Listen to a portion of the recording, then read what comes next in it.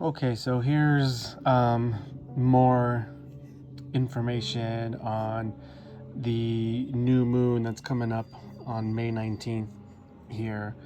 You know, as us astrologers are breaking this down and interpreting it all in a number of different ways, um, I want to keep adding more understanding to um, how this is felt, how this can be felt and experienced. So we have the grand fixed cross that's forming, during this new moon. So like within 24 hours after this new moon officially happens at 28 degrees Taurus, in the same day, within a couple hours, this moon will move into 0 degrees Gemini, trining this Pluto here at 0 degrees Aquarius. And then the following day, May 20th, this Mars will officially be in the sign of Leo, 0 degrees, opposing this Pluto retrograde at 0 degrees. And then within a few days after that, the Sun, by May 20th, 2 days late, May 21st, 2 days later, the Sun will enter 0 degrees Gemini, which will as well trine this Pluto here in at 0 degrees Aquarius. So this the planets and points are zero that are contributing to this grand fixed cross are, of course, Pluto in Aquarius, 0 degrees. Leo, Mars in Leo, which will soon be at 0 degrees Leo, is opposing Pluto here, and then Jupiter, 0 degrees Taurus. And here we have the South Node in Scorpio within a 3 degree orb of creating this grand fixed cross here. And then the North Node is here at 0 degrees Taurus. And as we go on, the Pluto square to the North and South Node is only going to intensify as the weeks go on, when the official square, the official climax of this Pluto squaring the nodes is actually going to take place in the cardinal signs when the North Node moves into 29 degree Aries and the South Node moves into 29 degrees Libra, which is also where the new moon solar eclipse took place on the very last day, last hour of Aries season at the 29 degree point. So Pluto is, by the time the nodes reach that 29 degree axis of Aries and Libra, Pluto will have officially retrograded back into Capricorn at 29 degrees. So 29 here. So we have, we have a very interesting dynamic in how this square is experienced. So, it's sort of experienced in multiple ways, multiple places at the same time, which is a lot of pressure, a lot of pressure.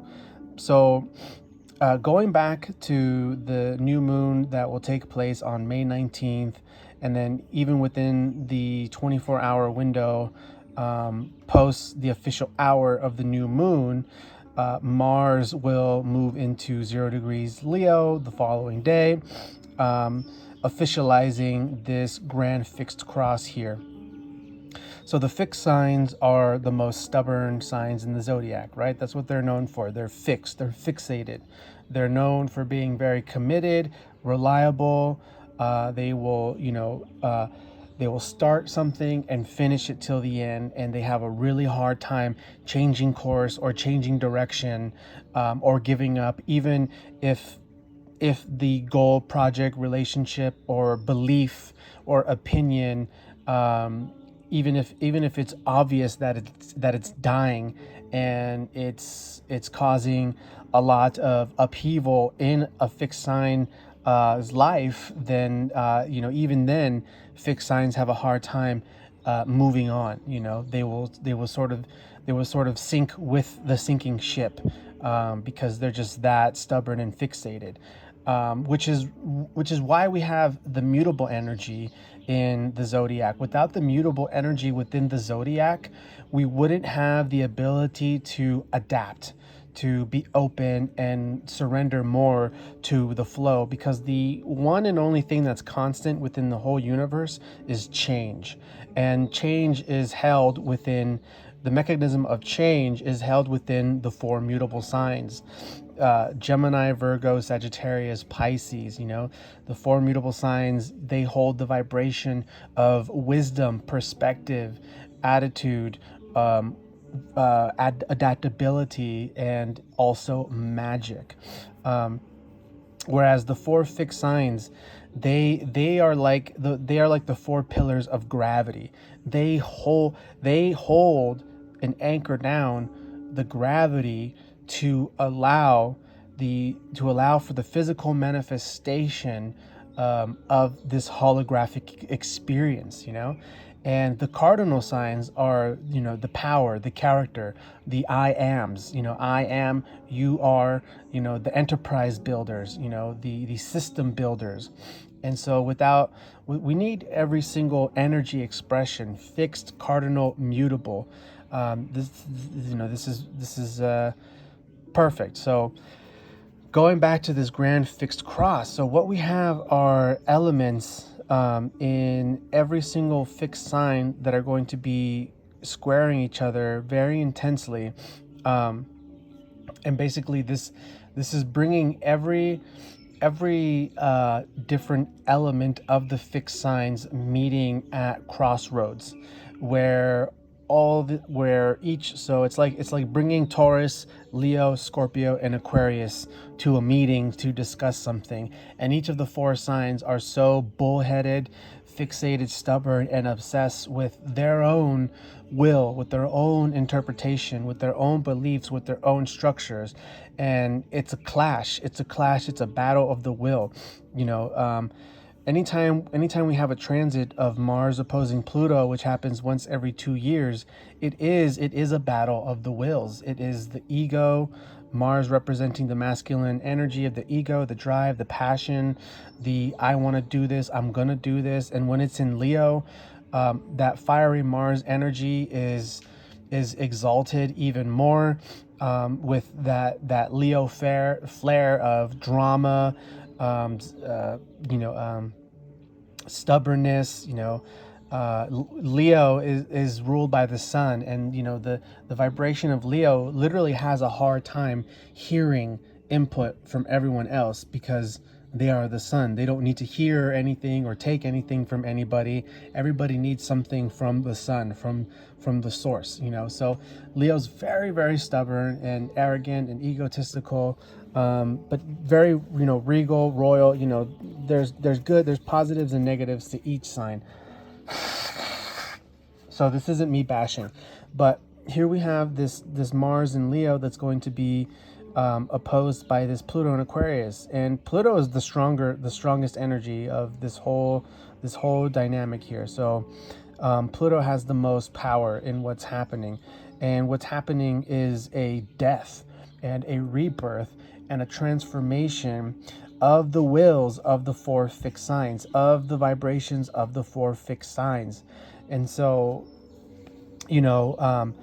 Taurus represents things of value in the material world: food, money, agriculture, property, vehicles, the way these material value things are produced and exchanged. And then opposite that, the Scorpio, and Scorpio is the bank, the enterprise that's lending and borrowing and delegating, how we exchange and manage what we produce and creating the systems. And then, Leo is, how can I express Leo here with Mars and Leo? Leo is just this everyone, being this diva, this king or this queen, this diva that wants to be, very stubborn about their own will, their own power.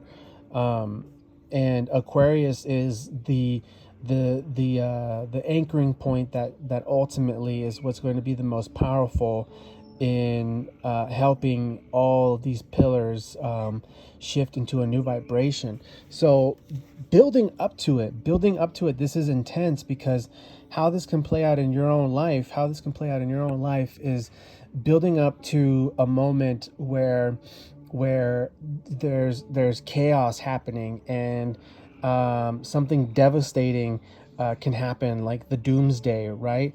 And the doomsday clock hits the 0 hour, and all this chaos is happening, and what do we do? And it's so simple, where all these clashes of the wills are arguing in what to do and how to solve the problem, and we're not getting anywhere because everyone is in their own diva mode, and also dealing with old, outdated, toxic energies that haven't been integrated and acknowledged in their shadow, and just a lot of stubbornness, right? So after this new moon, as the moon then moves into Gemini,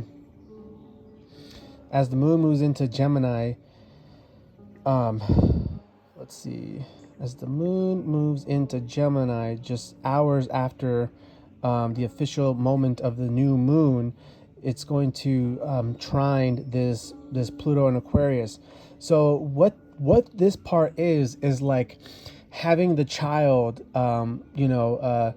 step into, the arguments of all of these stubborn ass adults, and the child, suggesting something so simple, so innocently, something new that no other party could have think of or imagine, because they're so fixated and stubborn.